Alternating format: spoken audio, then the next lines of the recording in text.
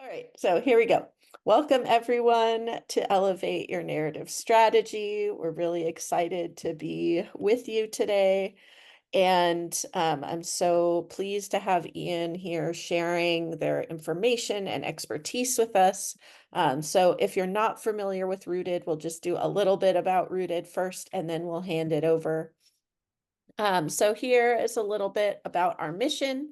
We're focused on connecting people and creating communication tools and community experiences for social change.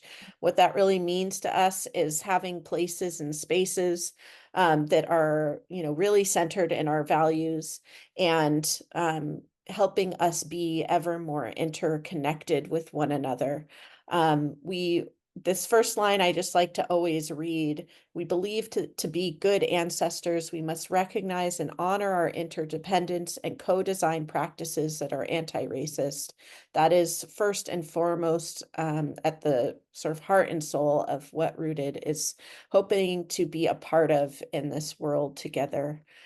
So we're just very glad you all are here to share in that with us today. I won't read through all of our values, but just as a highlight, anti-racism, equitable access to opportunities and resources, partnership through listening and building trust, community-led breakthroughs, fearless curiosity, health and healing. So we'll pause for a second and do some introductions. So if you can put into the chat your name, department, role, and pronouns, where you're coming from. And if you don't know your land acknowledgement, I'll put the link into the chat for you. And then share a story or fairy tale you connected with from your childhood. It can be super brief. And then if anyone is having accessibility needs and doesn't have access to the chat, please do let us know. Turn on your mic and share aloud, or if there are any other accessibility needs that you need us to be aware of so that we can accommodate those. So there is the information in the chat. And then Ian and I will do our intros as you're sharing yours. Great. Well, I'll introduce myself. My name is Ian Madrigal. Pronouns are they or he. I'm a communication strategist and facilitator with Rooted. I also am a practitioner trainer with the Center for Story-Based Strategy. The tools we're going to use today do come from the Center for Story-Based Strategy. We'll have resources and things at the end for you to learn further if you're interested in that model. And yeah, excited to be here. Thank you. My name is Val Newmark. My pronouns are she, they. I'm the director of strategy here at Rooted. I'm also one of the co-founders, and I reside on Chochenyo Ohlone land, also known as El Cerrito in the San Francisco East Bay. And I'm just here going to run the background slides. But a little bit more about our full team.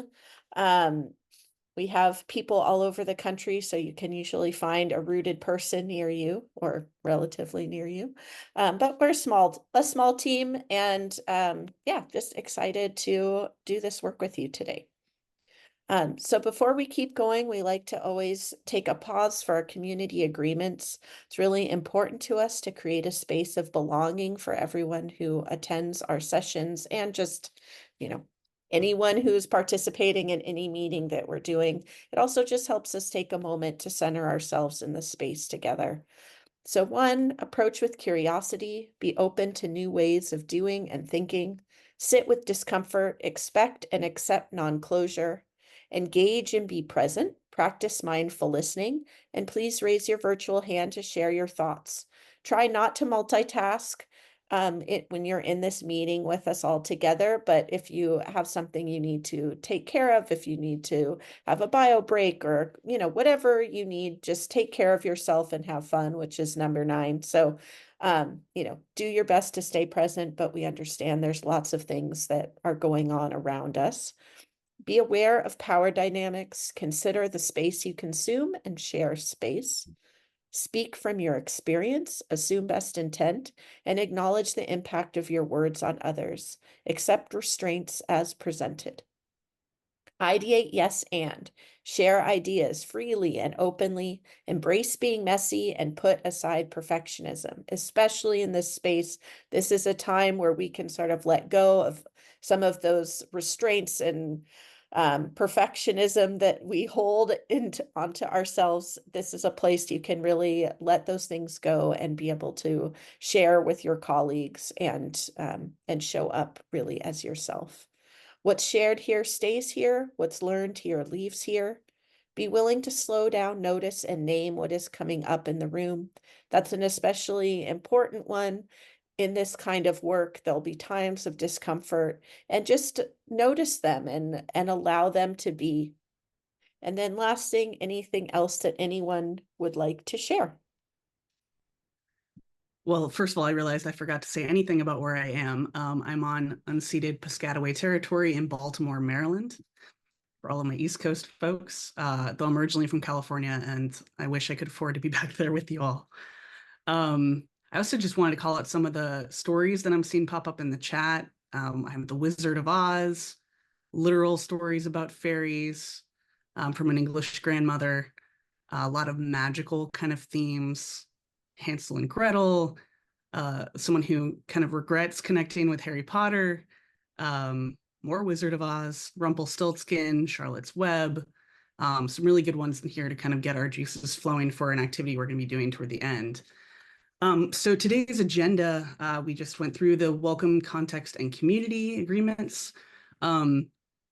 First, we're going to do kind of 15 minutes of presentation, digging into some of these tools that we're going to talk about today, including the elements of story and the drama triangle. We'll have about 30 minutes of small group work and discussion. Then we'll have 15 minutes using another tool called Fairy Tales. We'll have some time there to kind of reflect on our own about how we might use this in our work. And then we'll have 10 minutes of a full group share and discussion, and then closing and next steps. So hopefully it'll be nice and tight and engaging for everyone. But feel free also to pop up in the chat, come off mute, and say anything if you need me to slow down, if you have any questions. We'll also hopefully leave some time for discussion and questions after I go through each section. So the objectives today, if we want to go to the next slide, we want to explore characters and power dynamics underlying your narratives. We want to practice radical imagination and storytelling for your long-term vision. We'll get into what that means a little bit further, but the first thing I want to do is review the elements of story. This is something that we dig into pretty deeply at the Center for Story-Based Strategy, but I think a lot of us will be familiar generally with what it is. We can go on to the next slide. The slide after that. So the elements of story, you might remember this from high school English. We're thinking about conflict, characters, imagery, and foreshadowing. And then this last one is something that's more, CSS concept called underlying assumptions. We look on the next slide, I'll go a little bit deeper into what each of these is, but just kind of doing a general overview here. Conflict, of course, frames the problem, which often sets the scope of solutions. We think of it as what is deemed possible or politically realistic. Characters in our stories tend to determine who matters, who's impacted, who has agency in the story. We also think about it determining who is legitimate, the accepted messengers or experts. Imagery, of course, we think about it as show, don't tell. We want to use words and descriptions that will create imagery in people's minds that tends to have a longer impact than our words themselves. So this can reflect and validate specific experiences. This might be something like visibility of groups that are historically invisibilized or marginalized. And we also think of imagery as the power of repetition and normalization through the senses. Foreshadowing, of course, is kind of suggesting what might come after our story. It determines what is inevitable, and it can be used positively or negatively to cultivate hope or fear. Generally, we are trying to cultivate hope, and generally, our opposition or mainstream story is cultivating fear. And then lastly, the underlying assumptions are basically, what do we need people to believe in order to believe that the rest of your story is true? So if we think about it, what context does someone need to have to understand your story? What assumptions do they already need to agree with? So, you can think a lot about maybe what happens at a Trump rally. There are a lot of underlying assumptions that Trump is using there that most of us in this group, I imagine, would not believe. And so therefore, the rest of his story won't make sense to us. But similarly, we can imagine that folks who do go to Trump rallies might look at our stories and just not be able to connect with them because we're talking to our own groups, our own audiences, and not necessarily thinking about what assumptions they come in with. So, not saying that you have to communicate directly to any of these groups. That's part of our audience targeting. We communicate with who we decide to, but if you are trying to communicate to the mainstream, or if you are ever targeting your opposition, underlying assumptions is a really good thing to think through to make sure that the rest of your story will connect. So that's just something to keep in the background. We're going to be talking about stories a lot today, so I just want you to think about how stories are made and what are important elements. But the tool that we're going to dig into right now is called the drama triangle. Some of you may also be a little bit familiar with what this is. There's also a psychological concept of triangulation that's not unrelated here. But the drama triangle, if we go to the next slide, it's essentially how characters in the story are cast or shown. So this is based on Western storytelling structure. These are archetypes that tend to be embedded in most of our stories. It's a way to understand power relationship and framing. It's not necessarily what we believe to be true and not necessarily the model that we want to use. But I think it's an important tool to look at the stories that exist in our culture already. So the traditional three sides of the drama triangle are heroes, victims, and villains. The hero is typically the one who takes action that aligns with our values or the values of the storyteller. The victim generally is who is being impacted or who is being targeted by the villain. And the villain is the person who's responsible for that impact.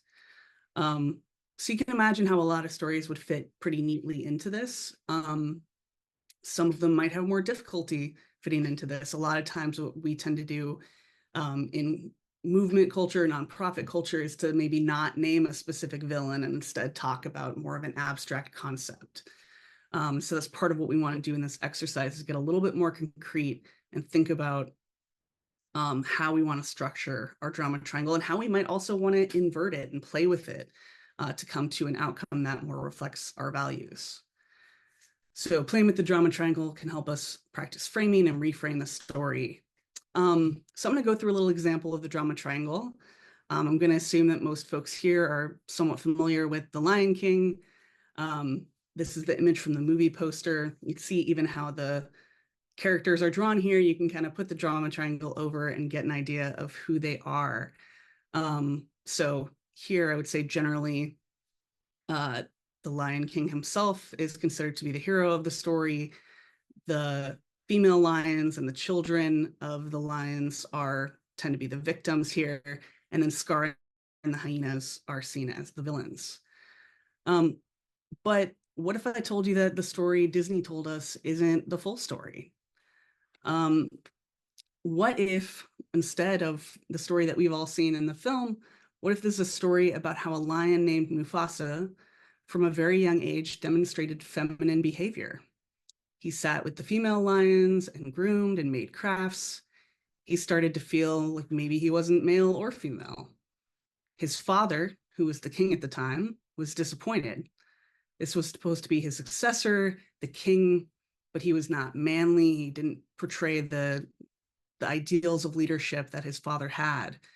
So they had a fight one day.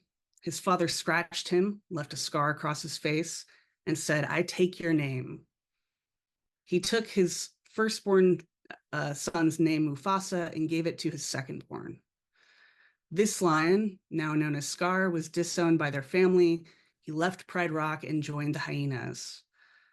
From living with the hyenas, he learned that just 2 generations ago, Pride Rock was hyena territory. Scar was accepted by this community and understood the ways in which the hyenas had grown to care for Pride Rock in more sustainable and just ways. And so Scar pledged his commitment to return stewardship of Pride Rock to the hyenas. From that story, right, we would flip this drama triangle, and Scar would be the hero, Scar and the hyenas. Mufasa and eventually the Lion King himself would be the villains. And then hyenas would be the victims here. And I did mention the hyenas could also be the heroes, and that's another concept we'll get into in a little bit. The heroes and the victims can be overlapping groups, and sometimes for us, I think that can lend to a much more empowering story, rather than someone coming in as an outside savior, right? So if we go to the next slide, you can see the different angles here, from the 2 different stories, Disney story and then our new story. And you can see how in shifting a character's place, you'll also shift their power relationships and the story that's being told. This obviously is just one example, can be further complicated. Might be fun to think through maybe how the stories and fairy tales you grew up with could be shifted in that same way. And over the course of your work and telling stories, we can be strategic with this and think about how we want to frame it. And especially what I tend to recommend is thinking about where is your audience in this story. We usually want them to be somewhere in the drama triangle, so you're incorporating them and showing them that they matter in the stories we tell. Often we're going to position our audience as the victims, the people that are being hurt in this scenario. But again, there's a lot of power if we can bring those that are being hurt and targeted also into the hero role. If they can play a clear role in their own saving, that's how we can empower our folks to get more involved in our organizing and resistance. So let's look at another example, more real world example.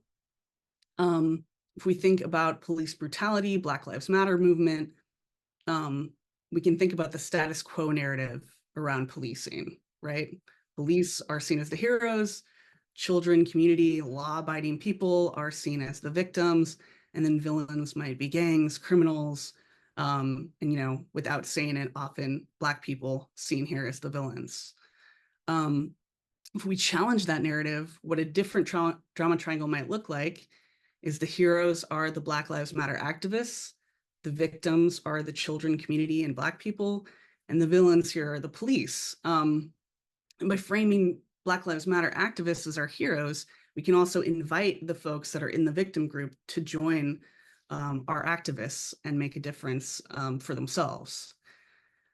So again, drama triangle is a bit of a problematic concept. We don't necessarily always want to think about heroes, villains, and victims in that such a clear-cut way. We might also want to, complicate who the villains are, even if they are someone that we are currently opposed to.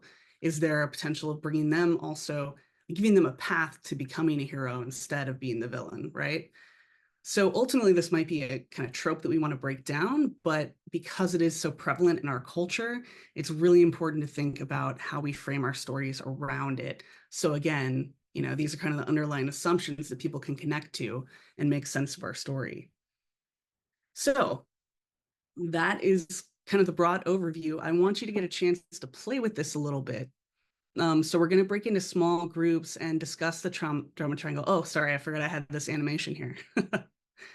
Oh, we'll also take a second to look away to spare our eyes, and then I'll get into the small group project. So if you want to look away 20 feet, we do this every 20 minutes for about 20 seconds. All right. We'll do that throughout just to give our eyes a little bit of a break since we're all at our computers all day. Okay, so while we're doing this exercise, I want you to keep in mind the elements of story. You can come back to this slide if you need to reference it. Think about, making your narrative more like maybe a traditional story than we might do in our professional work. On the next slide, I have more kind of direction for this activity. We're going to break you into groups of 3. It's going to be self-facilitated. We'll give you about 20 minutes. And I want each person in the group, you can maybe give each other, 6 minutes at a time for each person. But I want you to think about what is the drama triangle that currently exists in either the mainstream or your opposition's narrative. So who are the heroes, the villains, the victims? And then think a little bit about what should your drama triangle look like? What would you like it to look like? Do you want to use the same characters? Are there characters that are being ignored or left out from the mainstream narrative? Do you want to shift their roles? Um, do you even want to have all of these different characters in there? And again, one of the big things that I see often is a missing villain or an abstract villain. It might be, for example, in the policing, it might be the villain is mass incarceration. But okay, who in your activist space can actually take action on that, right? So maybe it's a specific council person, maybe it's a specific representative. We want to make sure our villains are people or clear kind of characters in themselves, because that tends to be more compelling. So think about those things. And yeah, I would say about 6 minutes a person. You can talk about it as a group and kind of brainstorm together, and get a rough idea of where you might want to go. Welcome back, everyone. Just before we do our share out, let's do a quick look away since we've been looking at our screens again for a bit. Anything that could be close to 20 feet away. If you have a window, that's even better. Do a little stretch in whatever way feels comfortable and accessible to you. All right, back to you, Ian. All right. Let's have a little share out and discussion. First, I guess I want to see if anyone has any questions that came up or any big challenges that I can kind of help answer. So yeah, what came up in those groups?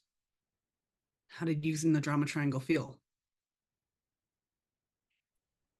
I'll share. One question that we have is what to do when each of the roles on the triangle maybe isn't so clear. So who you're thinking might be the hero. There are others that would say, no, we're for the thing. Um, or who you're calling the victim. It's like, we're for the thing. And the hero say, anyway, you know what I'm saying? What if it's Yeah, not clear cut? And some folks might say, we're not victims here. yeah. Yeah. Well, I think that's part of the importance of bringing people that are in the victims group into the heroes group, giving them a path in your story to get there. And it can be simple as like, yes, you are a group that's being targeted in what we're talking about, and you can change this reality by joining our campaign or whatever it might be. I think it's often really good if there's overlap in the villain or in the victims and heroes section. Um, if other categories are a little unclear, I think it's good to make them clear. Like I said, I think having a clear villain, whether it's like one specific person or a group of people, is a lot better than having a villain that's like a concept or something more abstract. But I think if you're not sure who's your hero and who's your victim, that can be very powerful. Yeah, I see a hand with Ariel. Yeah, I think there's sort of two sides of it for me. On the one hand, it's really helpful for mapping out how to message an issue. And I think like being able to explicitly name villains, explicitly name who they're harming and how they're doing it and what their motivations are all parts of telling a compelling, convincing narrative that moves people towards justice. And on the other hand, and I think you were sort of alluding to this earlier, it creates sort of a flattening of the narrative, right? Like these things are not always clear cut. Yes, there are people who are obviously villains, and there are, groups of people. We were talking about like medical providers in our group who are often put in the position where they think they have to turn people in for getting an abortion. Are those Mm-hmm. people villains, or are they also in some ways victims because they are being criminalized by a system that made abortions illegal? Like that, they didn't create that system, and they're not necessarily agreeing with that system either. And so I think that's both important to be able to map it out and necessary to deepen our understanding of what does this actually mean when we're trying to message this to our communities. Yeah, I think you're totally right. But also in your example that you gave, I think it shows the power of naming a specific villain, because I wouldn't name the doctors as the villains in this scenario, right? I think you're right to think about them as the victims.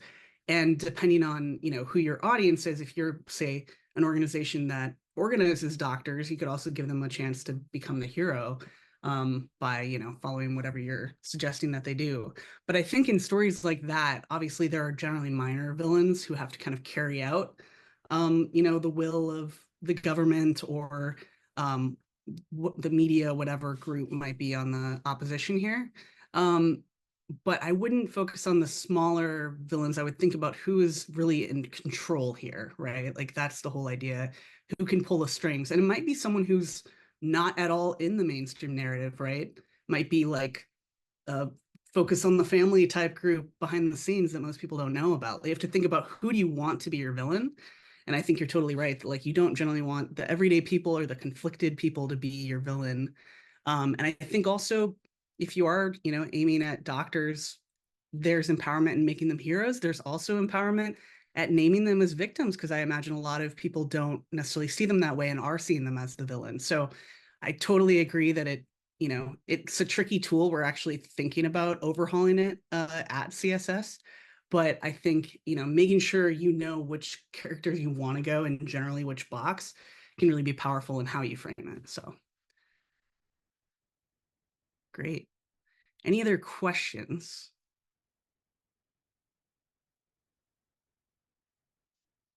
Nadia. Hi, everyone. Yeah, just thinking about what everyone's sort of grappling with and mulling over is that we on the left, we can kind of see the nuances and we see the flow of how people can move through the roles and what we want our characters to be, what roles we want them to be. And then knowing that the powers that be, the media, the dominant narratives are casting us in these roles, right? So they're much more black and white. So, like the example you said earlier, Ian, they will put us in those roles. And so if we just have that strategy in mind of how do we create those counter narratives for those roles, and that we actually see the nuances, we see the gray areas, we see that the folks have multiple and complex experiences to contribute to this narrative. Yeah, thanks. Yeah, by the way, Nadia has a big, long and deep history with the Center for Story-Based Strategy as well. So thanks for contributing that. Yeah, I think usually, the traditional, more leftist way of viewing things is challenging the narrative of anything that's like people versus people, right? Where we're not really thinking about fighting our neighbors, even if they are harming us. We want to think about what is pushing those people to cause us harm, right? What are the bigger power dynamics at play? And I think that's really where the power comes in, because often those characters are left out, right? Like the right-wing billionaires who are funding everything might not actually be talked about in our story. So how can we bring those folks in? And think about a villain that's going to be really activating for everyone. I'm best known for doing stunts where I dress up as the Monopoly Man and embarrass CEOs in front of Congress, right? And what's interesting is my aunt, who's a hardcore Glenn Beck, super conservative person, loves Monopoly Man because she also sees like big banks and finance as her enemy, right? So like, what are the villains that we can name that will actually unite even potentially our opposition with us? I think that's part of the power of the drama triangle too. I think we have time for one more if anyone wants to share something they learned or found interesting or had found challenging in the exercise.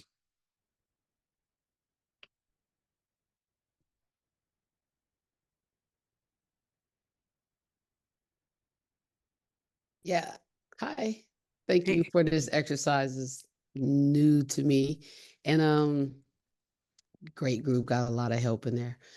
So I have a question about kind of, yeah, it's maybe I don't know the word is like the personification aspect. Cause I thought I heard you say before we went into the breakout to like it should be a person. But We it sounds like it could also be could be people, a could be groups. system. Yeah, it could be. Yeah. We try to make it as concrete as possible to Mhm. make for a more compelling story. You know, so for instance, with the example where I'm dressing up as Monopoly Man and kind of acting like the villain, right? Like I'm kind of embodying capitalism. Um, and you could name like a specific big bank, you could name a specific CEO or a member of Congress that could be your villain. But I think there's also power in thinking, okay, how can we turn this abstract concept into a character in our story? So Monopoly Man might be one way of doing that, or naming more specific folks in those kind of groups that I mentioned. But yeah, I think usually if you can actually make your villain or any other character like actual people, it can resonate a little bit more. I think sometimes we get too caught up in the nuance and the abstract concepts, it can kind of lose people. Thank you. Cool. Oh yeah, Jeff Bezos. That's a great one too. I love working with all the billionaires. All right, so I want to move us into our next activity since we only have about a half hour left. This one I've previewed a little bit. It's called Fairy Tales. It's a pretty quick one, and I hope pretty easy to understand. So obviously we're all kind of familiar with fairy tales growing up, and they tend to be structured, you know, starting with once upon a time, ending with and they all lived happily ever after, right? So we're going to think about applying that kind of storytelling concept to the stories we tell in our work. So if we go to the next slide. All right, see Ariel. If we go to the next slide, this activity is pretty straightforward. We want to start off a story with once upon a time, end it with and they all lived happily ever after. And in between, we're going to try to just do 4 sentences that get us from the beginning of our story to the end. And the real important part of this is we're not thinking about, you know, telling a fairy tale about one specific campaign we're working on and how we kind of get to a victory, right? This is more of our long-term vision that I was talking about earlier. We want to think about the future that you hope to create once you've accomplished your major victory. We want to think about the new reality we're trying to build, you know, 10, 20, 50 years down the line. So if you accomplish this huge goal, if you accomplish all of your organization's huge goal, what will the future then look like that will lead to everyone living happily ever after? So we'll go into an example of this to make it a little bit more concrete. I also just want to share in the chat the best example that I've seen, but it's too long to share now, is there was a video that came out with AOC about 5 years ago where she's talking about the future after the Green New Deal. And I think that video is probably the most powerful example I've ever seen. She talks about all the massive societal change that will come from this. And it's kind of her talking as an elder senator, you know, in her like 60s or 70s, reflecting on all that has happened. So that's a good example maybe to review later or look at for a minute or two if you get stuck. But here's an example from one of the folks we've worked with at CSS that was working on creating a new organization called the Parable of the Sour Cooperative. So she wrote, once upon a time, there were unsung Black heroines every decade all over the rural South who were determined to combat racial oppression in their lives. These mostly poor, working-class Black mothers and their children attended Universidad Sin Fronteras, University Without Walls, and People's Movement assemblies. They knew they had to collaborate with different forces to win small victories, so they joined national social justice movements. They continued to fight injustice, raising the next freedom fighters to combat systemic oppressions. These Wakanda women were eventually known as the Dirt or the Holy Ground, and they all lived happily ever after. So that's kind of an example of what we're doing. We want 4 sentences that really kind of describe what your organization is doing and then the world that you're creating from there. And I want you to really dream here. This isn't something, right, that you're going to send out to funders or donors or anything like that. This is really just an exercise for you to get kind of reacquainted with what you're really fighting for and think about the future that you want to create for your children, grandchildren, nibblings, all that kind of stuff. And hopefully then bring those ideas into your work, maybe in a more professionalized way, but this is our way to kind of do it playfully. So for this one, we're just going to do a solo reflection. So we'll just have folks, you know, turn off their video and audio and do this on their own. We do have participant slides.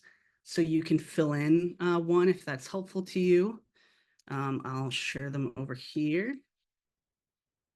But yeah, there should be plenty for everybody. So if you want to just claim a slide and put your name on it, and then you can fill it out. I have 2 different opportunities for you to write fairy tales if you want to try a couple different angles, see which one you like better. But yeah, just let's take about 10 minutes to write out some ideas and then we'll come back and discuss. Anyone have any questions before we go into solo reflection? We'll start first with our look away exercise. So if you want to look 20 feet away for 20 seconds, that'll also give folks a minute to get back in the room. All right. I hope that was a useful exercise. I know for me, it can sometimes be kind of hard to get into the fairy tale mindset when you're used to doing very serious writing, but I do think it kind of expands our imaginations and gets us thinking more about the distant future that we want. So let's do a little share out and discussion. First, I guess if anyone had any questions, challenges that came up, feel free to share those. If anyone feels like they want to share their actual fairy tale too, we definitely welcome that. So yeah, who has anything to share with the group? Okay, go ahead. Hi, I'm Julie. I'm from the UC Berkeley Labor Center, and I'm not sharing directly about this exercise, so I hope, but Sure. about 10 years ago when I was working with healthcare workers, frontline healthcare workers, and they were working in teams that were trying to do some process improvement and, for patients. We were really working with them to try and teach them how to tell their own stories. And we built this really cool tool where it produced an animated Flash movie. And since Flash is no longer supported, I don't think it's on the web anymore. But basically, they filled out a form in the back end, and we gave them similar prompts to tell a fairy tale. Once upon a time, this team. And then that populated a little animated, and they could pick a little animated movie, which was it was a journey. So we had them do a journey. They could pick their vehicle, they could pick whether it was a clinic or a hospital, whether it was an urban or a rural setting. And, then the text that they put in would just sort of, as this little animated vehicle went down its journey, would tell their story of their little project that they had done as a team. Wow. And it was really fun. I found that it was possibly a little bit challenging that people needed us to be in the room with them to help them learn how to tell stories. That we made some assumptions about how people would fill this out and whether they really, you know, that the prompts would be enough. But it was a very, very fun way to work with workers to get them to tell their own stories and share their own stories. So the idea of a fairy tale or the idea of a journey, and then having it actually spit out like a little once upon a time story or journey, is a fun tool if you're working with grassroots folks Yeah. or so that's just something I wanted to share, that I like this as a, you know, as a tool for getting people to tell their own stories. Yeah. Thanks for sharing that. Yeah. I mean, we should make this more high tech.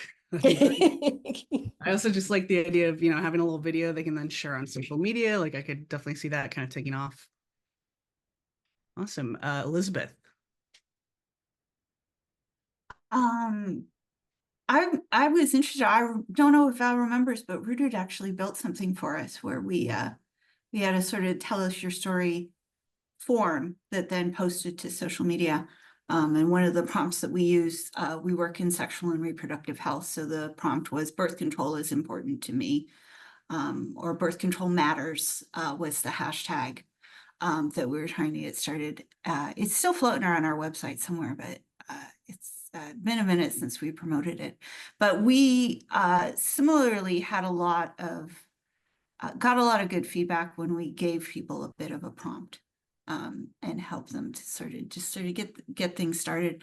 I found this very interesting, very empowering. I don't have a job where I'm directly communicating. I'm more of a back end person. But I was kind of reading through what I wrote and I was like, oh yeah, I do kind of feel moved by the mission, Yeah. which is a fun experience. So, yeah, thank you. Yeah, I like this one because it's not necessarily external facing. Maybe this will influence our public facing narrative, maybe it won't, but I think it's just really good for us to kind of think about why we're here and where our hope lies for it, which in this era feels all the more important. Dion, I see your hand. Yes, I just want to thank you for this exercise. And one thing that came up for me is that I'm currently working on my own business and just taking steps. And I've recently met with a coach for my website. And the part oddly enough, I'm currently well, I don't like to say struggle. The challenge I've been having Working is through. about me statement. I like to try to be as affirmative as possible, right? The challenge is like to talk about me, which I feel is important to why I'm even doing what I want to do. But it just kept being not as specific about what my services are and what I can offer, right? But what I find in the narrative and creating the story is I think I could do both simultaneously, hit both points, like insert my story into it and make valid points of the value of what I have to offer. So I just want to share that. So it just uh, fireworks went off for me. Absolutely. Yeah. And as a reader, a consumer, right? Like a story is so much more compelling than, a list of all your accomplishments or a list of all the types of projects you could work on, that kind of stuff. So that's great. Anyone with the last closing comment? Anyone who maybe wants to share a fairy tale? No pressure. Then we'll get into our closing.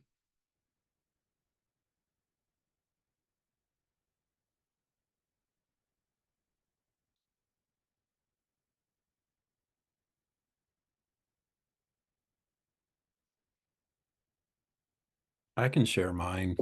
All right. It's not perfect, but here it goes.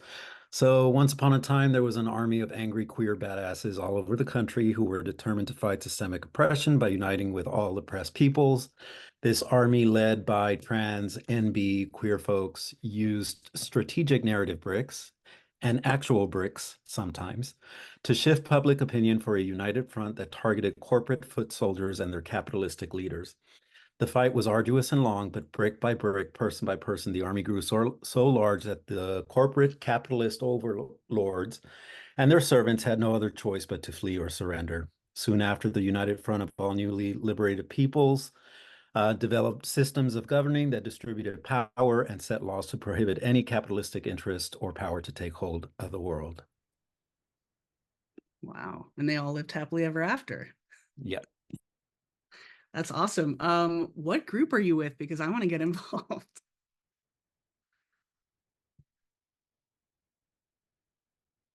This is the exact intersection of all my interests. All right. Now we'll move into our closing. Thanks so much for all of the great work today. Obviously, an hour and a half training, we skim the surface of a few different tools, but there's a lot more to dig into if you like this kind of framing. The Center for Story-Based Strategy has tons of free tools available on their websites, including like games and card decks, and lots of ways to work on this in a way that I think is a lot more fun and engaging than most. I have a link here to the CSS toolkit. I'll put it in the chat. It includes a lot of these same tools that we've been talking about and digs a little bit deeper. And has a lot of links to other things that CSS does. So please, if you're interested, go take a look. You can also, hire CSS for trainings. Obviously, you can also work with me or Rooted on any of this stuff as well. And then, yeah, I think we have the survey for folks to fill out.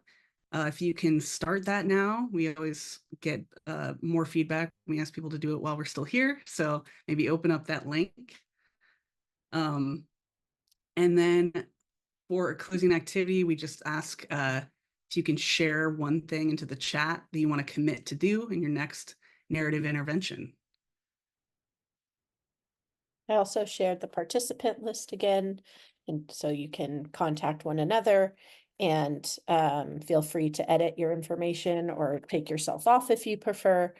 And otherwise, we will be starting up all of our sessions again, probably end of first quarter next year. So again, please fill out the feedback, or we will have a survey coming out in the next couple weeks to hear more from you all about the kind of sessions that will really help you in your work and give you a chance to connect with one another for an hour or so outside of your normal workday.